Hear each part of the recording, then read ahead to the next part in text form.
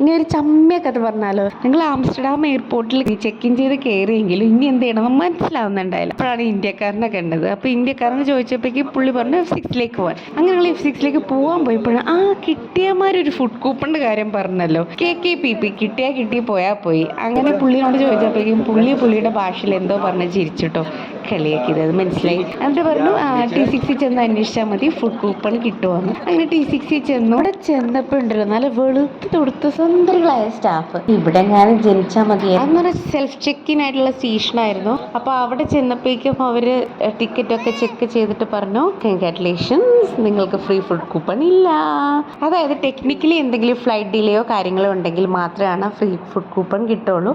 നിങ്ങൾക്ക് വേണമെങ്കിൽ പൈസ കൊടുത്തിട്ട് കഴിക്കാമെന്ന് ചമ്മണ്ടല്ല എന്ന് വിചാരിച്ച് വളരെ മാന്യമായിട്ട് അവർ പറഞ്ഞു കേട്ടോ. അങ്ങനെ അത് കിട്ടാത്ത വിഷമത്തിൽ ഞങ്ങൾ നേരെ F6 പോയി. F6 പോയി അവന് ഫുഡ് കൊടുത്ത് അവൻ ഉറങ്ങി കേട്ടോ. പിന്നെ ആംസ്റ്റർഡാമിൽ ഇറങ്ങാൻ പറ്റാത്ത ക്ഷീണം അവിടെയൊക്കെ കറങ്ങി തിരിഞ്ഞ് തീർത്തു. അപ്പോഴേക്കും നെക്സ്റ്റ് ഫ്ലൈറ്റിനുള്ള ടൈമായി. അപ്പോൾ ഇതാണ് ഞാൻ ചമ്മിയ കഥ. എന്തായി, കഥ ഇഷ്ടമായോ? അപ്പോൾ ഇനിയും ഇതുപോലെ കഥകളുമായി വീണ്ടും കാണാം.